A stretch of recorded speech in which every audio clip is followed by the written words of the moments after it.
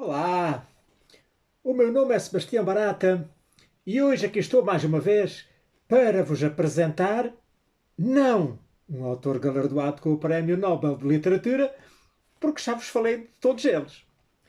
Então hoje vou iniciar uma nova série de conversas sobre grandes obras da literatura mundial e também a vida e a obra dos seus autores. E, como não podia deixar de ser, vou hoje falar-vos de Luís de Camões. Luís de Camões, nascido possivelmente em 1524 ou 1525, talvez em Lisboa, não sabemos, e falecido então em Lisboa, de certeza, sim, a 10 de junho de 1580, mas também há quem diga que foi de 1579, foi um poeta épico e lírico, um dramaturgo e epistológrafo, considerado uma das maiores figuras da literatura da língua portuguesa de todos os tempos e um dos grandes poetas da tradição ocidental. Luís Vaz de Camões terá nascido em 1524, quase de certeza em Lisboa, mas outras localidades como Coimbra, Santarém e Alenquer têm reivindicado a sua naturalidade. Era filho de Simão Vaz de Camões e de Ana de Sá e Macedo, membros da pequena nobreza. A casa ancestral dos Camões tinha as suas origens na Galiza, não muito longe do Cabo Finisterre. Por via paterna, o Luís de Camões seria descendente de Vasco Pires de Camões, um trovador galego, guerreiro e fidalgo, que se mudou para Portugal em 1370 e recebeu do rei grandes benefícios, encargos, honras e terras, e cujas poesias de índole nacionalista contribuíram para afastar a influência bretã e italiana e formar um estilo trovadoresco nacional.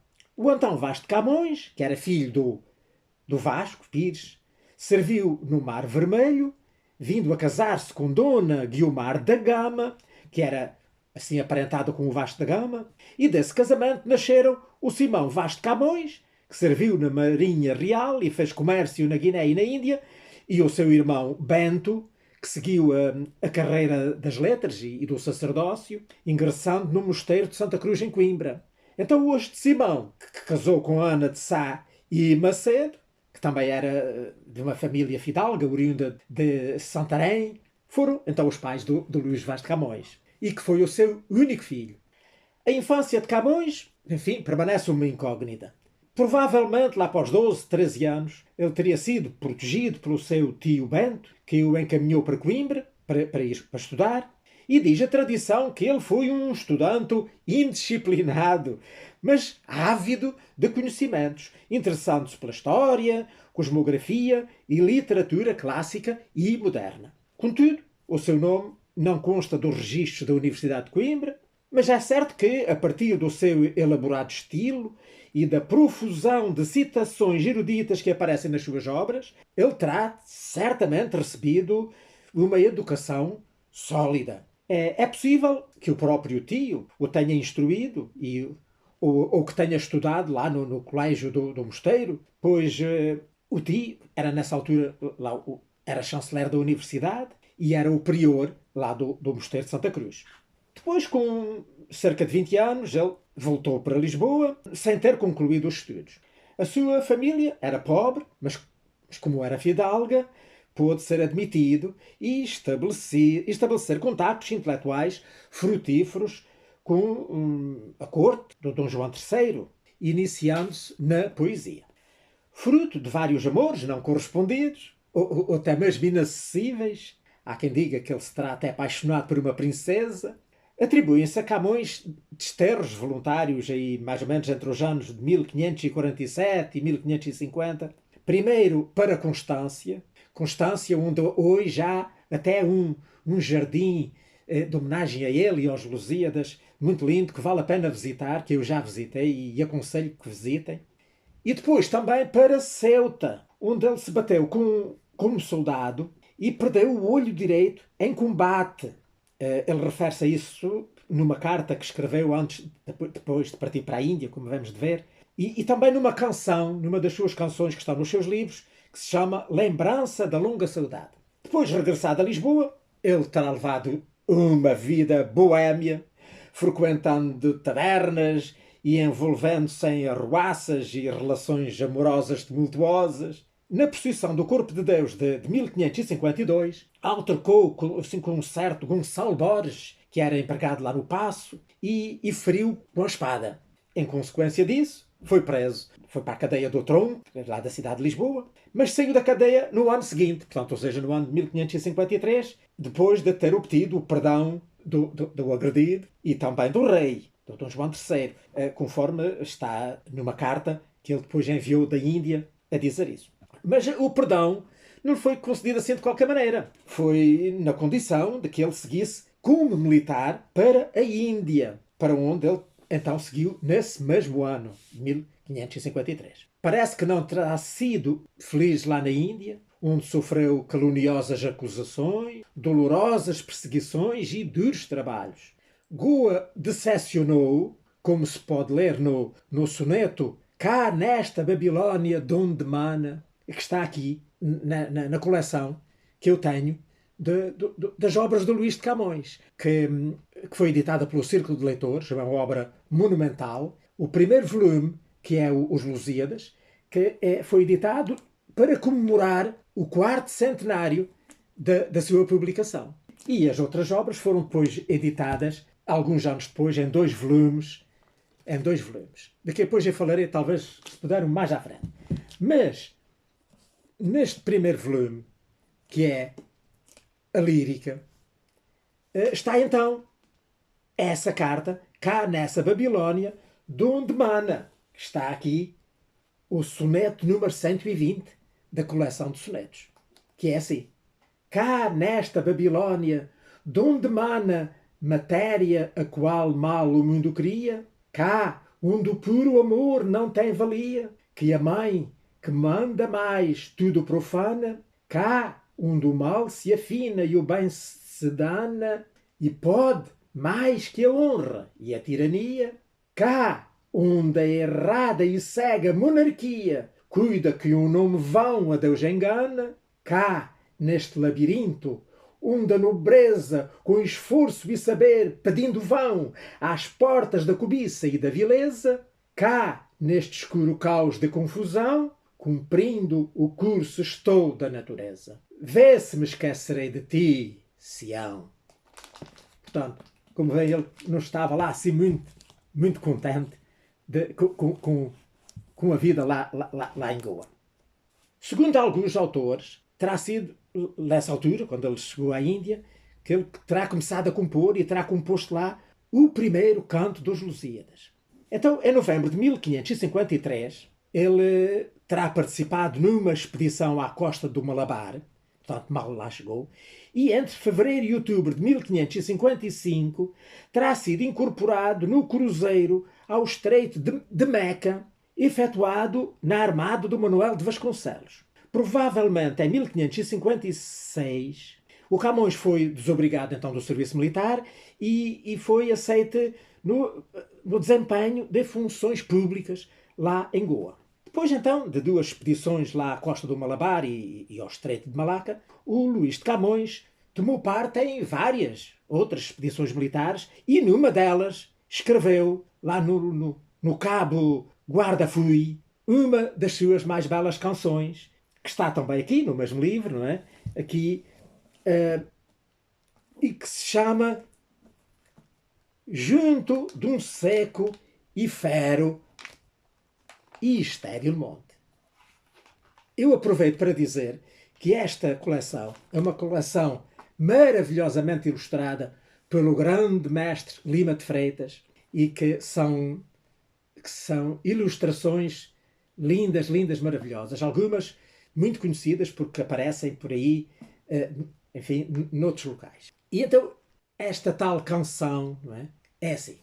Junto de um seco, fero e estéril monte, inútil e despido, calvo, informe, da natureza em tudo aborrecido, onde nem a ave voa ou fera dorme, nem rio claro corre o ferve fonte, nem verde ramo faz doce ruído, cujo nome do vulgo introduzido é Félix, por antífrase infeliz, o qual a natureza situou junto à parte aonde um braço do alto mar reparte a bácia da arábica aspereza, onde fundada já foi Berenice, ficando à parte donde o sol que nela ferve se lhe esconde.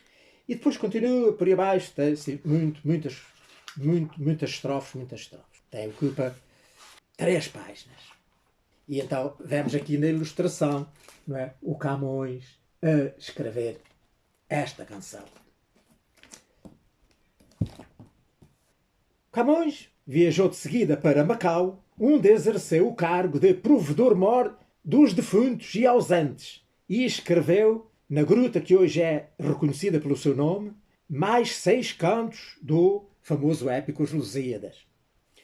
Depois de volta à Goa, naufragou durante a viagem na foz do rio Mekong, mas salvou-se, nadando com um braço e erguendo com o outro acima das vagas o manuscrito da imortal epopeia. Facto esse que ele documenta depois no canto 10º, lá dos Lusíadas. Nesse naufrágio, viu morrer a sua Dinah-Man, que alguns afirmam ser uma rapariga chinesa que se lhe tinha afeiçoado, mas outros dizem que não, que é um criptónimo do nome Dona Joana Menezes. Dona Joana Ioana, em latim, D-I, depois o N, da Joana, Mene, o início de Menezes. Dona Dinah-Man. Tem uma certa lógica. Portanto, essa senhora morrera a caminho das Índias e portanto, fora sepultada no mar, e teria sido eventualmente um dos amores de Camões quando ainda estava em Portugal. E portanto, ele ter-lhe-á dedicado este poema, o mais famoso dos poemas desse ciclo, é este que se chama Ah, minha Dinah-Man, assim deixaste, que é o soneto número 172. E que eu vou ler. Ah, minha Dinah-Man, assim deixaste quem não deixara nunca de querer-te. Ah, ninfa minha, já não posso ver-te, tão azinha esta vida desprezaste. Como já para sempre te apartaste de quem tão longe estava de perder-te. Puderam essas ondas defender-te que não visses quem tanto magoaste? Nem falar-te somente a dura morte me deixou, que tão cedo o negro manto em teus olhos deitado consentiste. Ó mar, ó céu, ó minha escura sorte, que pena sentirei que valha tanto que ainda tenha por pouco viver triste. Portanto, ele cheio de saudades da sua adorada Dinah-Man. Depois do período lá na Índia, conhecemos também uma ode laudatória que se chamava Aquele Único Exemplo, que ele dedicou ao Garcia de Horta, e que o Garcia de Horta depois escreveu nos seus colóquios dos simples e das drogas, que escreveu lá em Goa no ano de 1563. E também terá escrito lá, escreveu lá de certeza, um auto, que é o auto do Filodemo, que está aqui neste outro volume, que é o que tem o teatro e as cartas. E que esse auto do Filodemo tem uma história, porque foi levado à cena lá em Goa, durante os festejos que celebraram o assumir do cargo de governador da Índia por Francisco Barreto no dia 16 de junho de 1555. Cerca de 1568, o Camões parte rumo a Moçambique. Ele terá sido assim enganado por um navegador que foi nomeado governador lá de Moçambique e que o levou, mas que depois desprezou, e o Diogo de Couto, o grande cronista Diogo de Couto, veio a encontrá-lo lá em Moçambique, tão pobre que comia de amigos. Escreveu lá o Diogo de Couto numa das suas décadas, das suas famosas décadas, mais propriamente na década nona. Aí ele passava então o tempo a aperfeiçoar a sua epopeia, portanto os Lusíadas, e a escrever uma coletânea de poemas que ele queria chamar O Parnaso de Luís de Camões. Mas esse livro ter-lhe-á sido furtado, desapareceu, e então o Diogo de Couto e outros amigos pagaram-lhe as dívidas que ele lá tinha, nomeadamente a esse tal governador e a outras pessoas, e pagaram-lhe também a viagem para ele regressar cá a Portugal, cá ao Reino. E então, no ano de 1569, após 16 anos de desterro, o Luís de Camões embarcou para Lisboa, juntamente com tanto outros amigos viajantes, entre eles lá o Diogo de Couto, tendo chegado ao porto de Cascais, a bordo da nau Santa Clara, no dia 7 de abril de 1570. Escreve o Diogo de Couto na sua década oitava. Um ano depois, a 24 de setembro de 1571, o Camões obteve do rei Dom Sebastião a licença e o privilégio para imprimir os Lusíadas. Depois de ele ter feito uma récita é esse, onde ele declamou o poema perante o rei. E o rei ficou maravilhado, o rei que nessa altura ainda era assim um adolescente, era muito novinho. E foi assim então que lhe deu a autorização para editar o livro, e foi publicado em 1572, impresso em Lisboa, na Sé. A 28 de julho de 1572, nesse mesmo ano, o rei concedeu-lhe, ao Luís de Camões, uma tensa anual de 15 mil réis pelos serviços prestados na Índia e certamente para o compensar pela publicação da grande epopeia dos Lusíadas. Essa tensa, que lhe foi concedida pelo prazo de 3 anos prorrogáveis, né, veio a ser sucessivamente renovada, e mesmo depois dele morrer, a mãe dele ainda continuou a recebê-la, e foi renovada pela última vez no ano de 1582. Já nessa altura Portugal, enfim, tinha perdido a independência a favor de Espanha. Já o Filipe II de Espanha era rei de Portugal, não é? Com o título de Filipe I de Portugal, e então o Filipe, enfim, certamente para agradar aos portugueses, lá renovou a tensa do Camões, ou pronto, à mãe do Camões, mas foi a última vez que ela foi renovada. Para além dos Lusíadas e de 3 composições poéticas publicadas avulsamente, uma que já falei, que é aquele único exemplo, né, que o Garcia da Horta falava. Depois uma elegia que se chamava Depois que Magalhães teve tecida, e também um soneto que se chamava A Vós Ninfas da Gangética Espessura. Estes 2 últimos foram publicados no ano de 1576. Portanto, é as únicas coisas que se conhece que foram publicadas ainda em vida do Camões. Tudo o resto foi publicado póstumamente. A obra dramática do Camões consta desse tal auto do que já falámos, do auto do Philodème, não é? Como já vimos, foi estreado, né, lá em Goa. É também uma outra peça que é Os Anfitriões. E esta obra foi publicada pela primeira vez, as 2 peças, juntamente com uma terceira, que pronto, continua a estar agora aqui nesta edição, que é atribuída ao Camões também, mas que não se tem bem a certeza, que é a comédia El Rei Seleuco.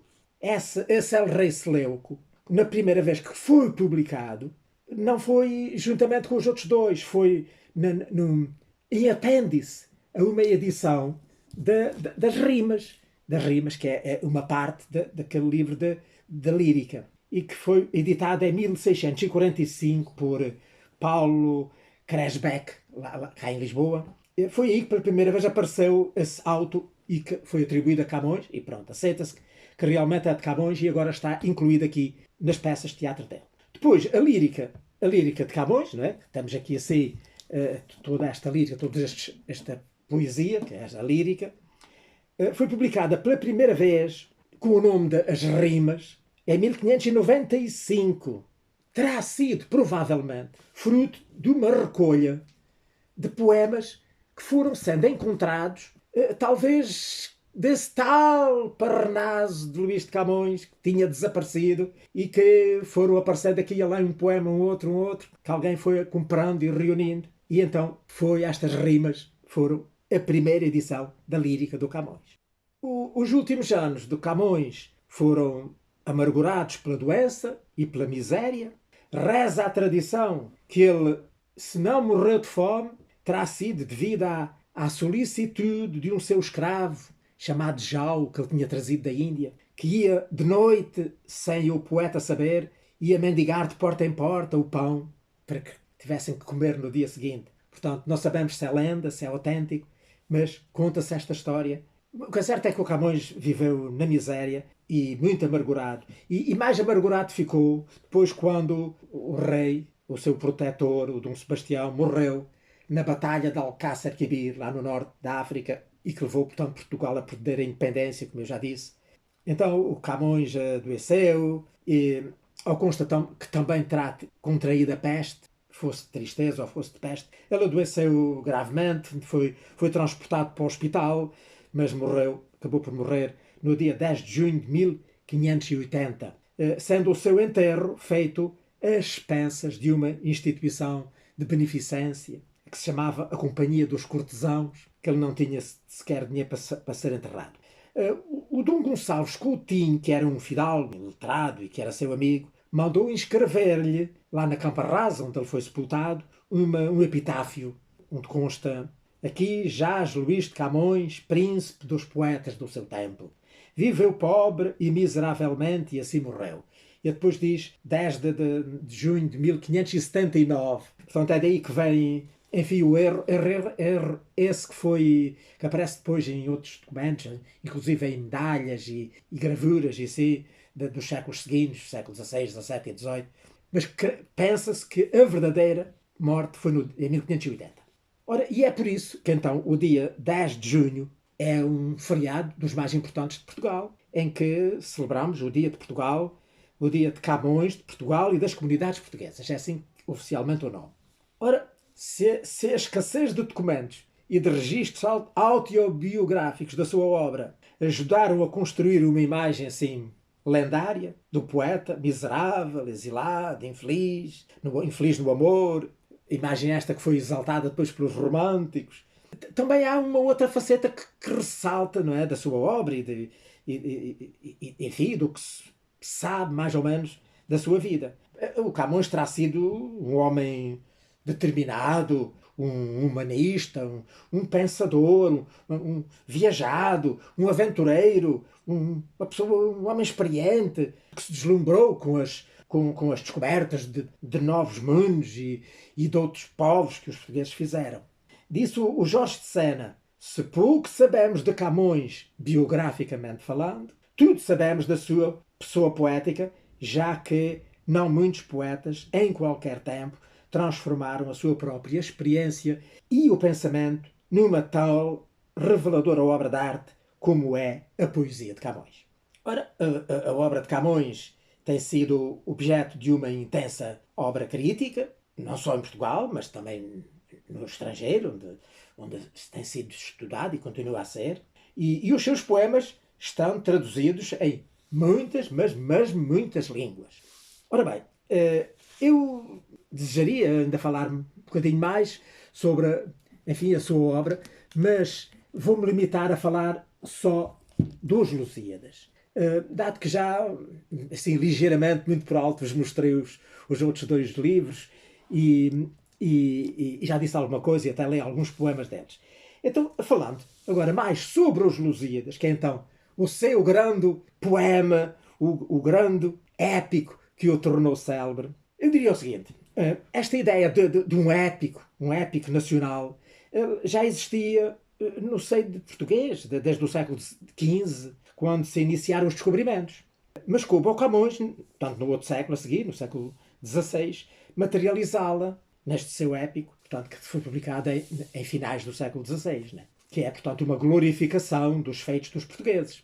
Não apenas das suas vitórias militares, mas também sobre a conquista, sobre os elementos da natureza, não é? E o espaço físico, com um recorrente uso de alegorias clássicas, onde vemos realmente que ele era, de facto, um grande erudito e era, portanto, era muito sabedor e tinha, de certeza, estudado muito. Ele sabia, de certeza, latim e também espanhol isso é mais que certo. Ele demonstrou possuir um sólido conhecimento da mitologia greco-romana, da história antiga e também da moderna história da Europa, nomeadamente dos cronistas portugueses e da literatura clássica, especialmente o Ovídio, o Xenofonte, o Lucano, o Valério Flaco e, claro, o Horácio, mas principalmente o Homero e o Virgílio, que são realmente os grandes vultos da Grécia e de Roma. Entre os modernos estavam, sobretudo, os italianos, né? Os renascentistas italianos, e também os espanhóis, os castelhanos, tanto do Renascimento castelhano, que também eram famosos. Então, os Lusíadas é a grande epopeia portuguesa por excelência. O próprio título sugere a intenção dele ao escrevê-lo. Porque é que ele havia de chamar os Lusíadas? Lusíadas porque os portugueses serão os herdeiros da Lusitânia, que era o nome que a província romana do tempo, tanto em que os romanos cá estavam, tinha aqui esta zona onde agora é Portugal, era a Lusitânia romana. E por isso, ainda há quem nos chama aos portugueses os lusitanos, os atuais lusitanos. E por isso ele achou de bem chamar-lhe os Lusíadas. Então, a epopeia dos Lusíadas canta, então, a glória, não é? E a grandeza, estes épicos lusitanos.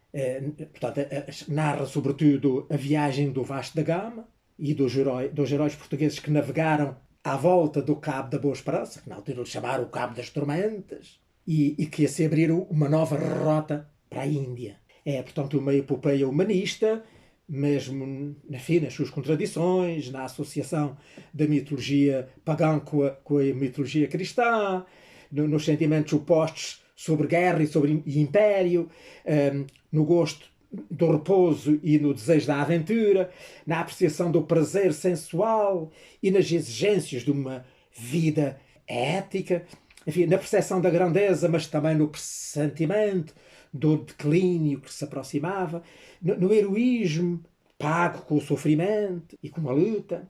E é por isso que, então, este grande épico, né, que tem aqui, portanto, logo na primeira capa, a primeira gravura das famosas gravuras do grande Lima de Freitas, começa por abrir logo com a apresentação do que ele iria querer dizer.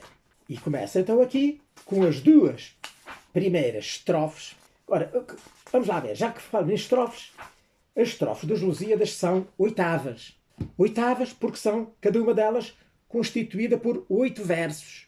E então, as duas primeiras estrofes fazem a apresentação do livro, que é assim. Toda a gente, penso eu, conhece, mesmo quem quase começou a ler.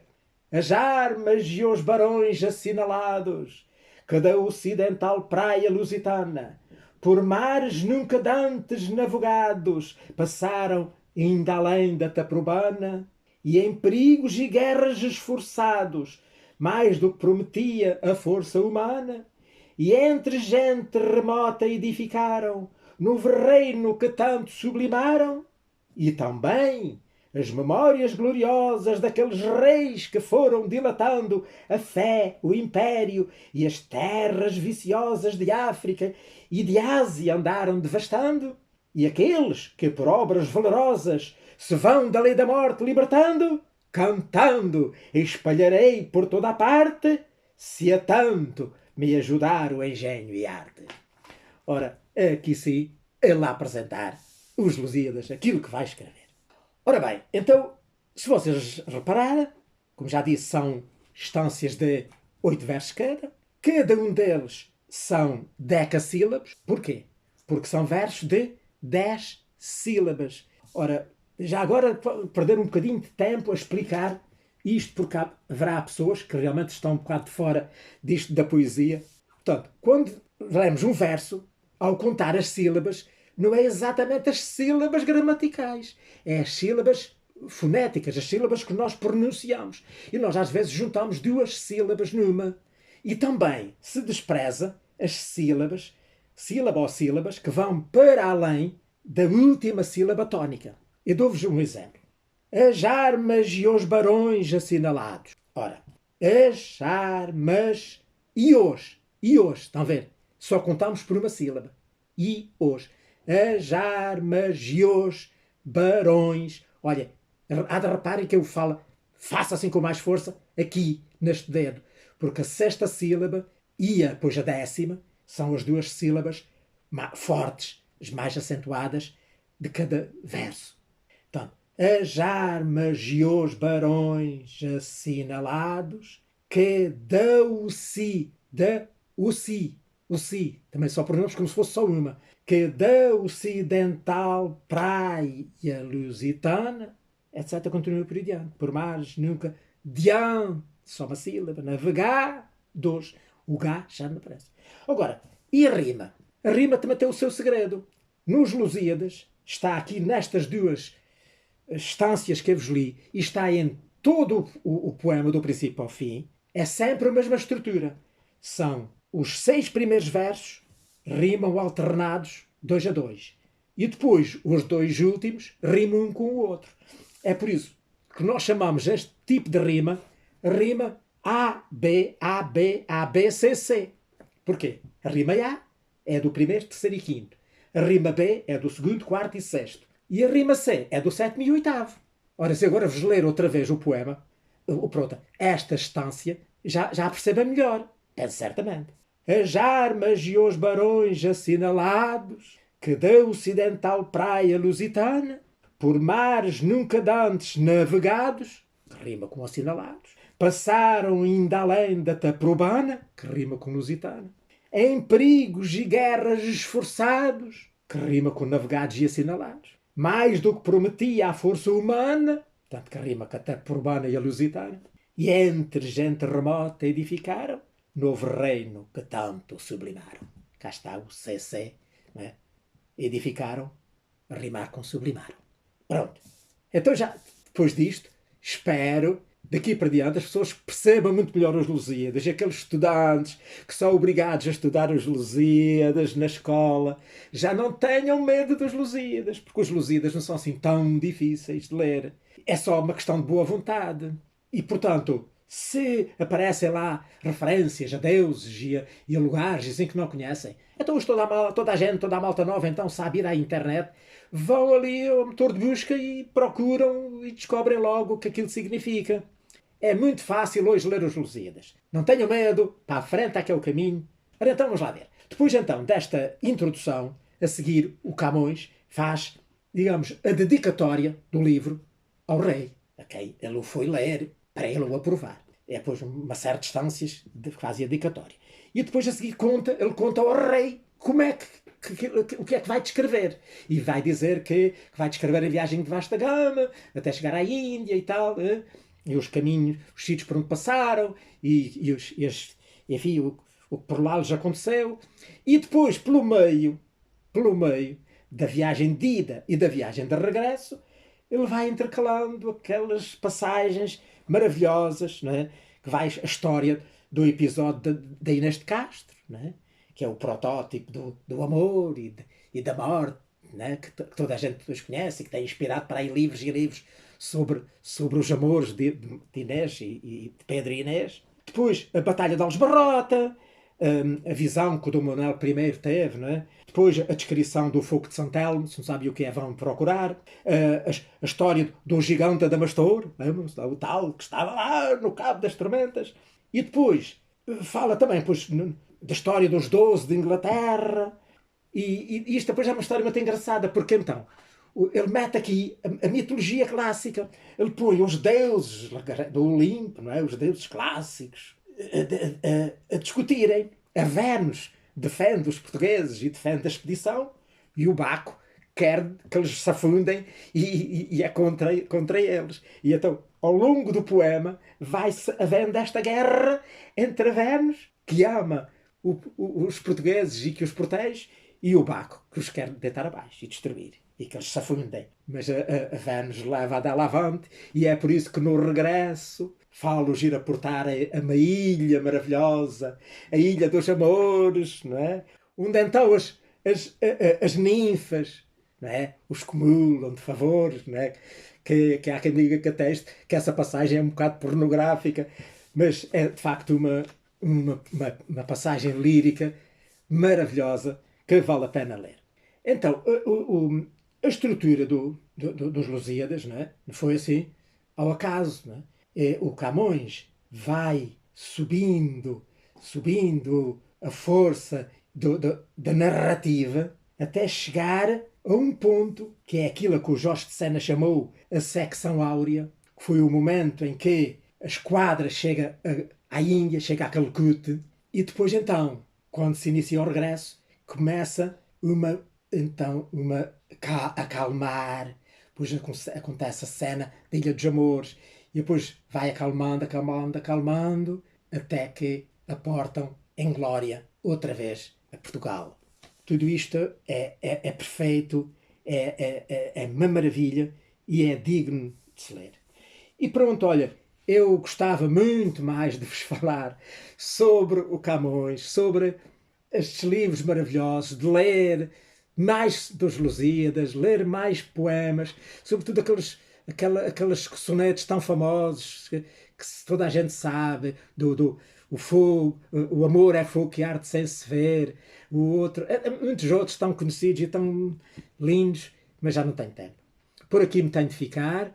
Olha, espero que tenham gostado desta primeira palestra, desta primeira conversa sobre um autor que não é prémio Nobel, nem podia ser, que ainda não havia naquele tempo, e que, olha, se puder e se gostar, e se quiser, e se eu puder, vou continuar nas próximas semanas a tentar falar-vos de outros autores importantes e de outras obras maravilhosas da literatura mundial.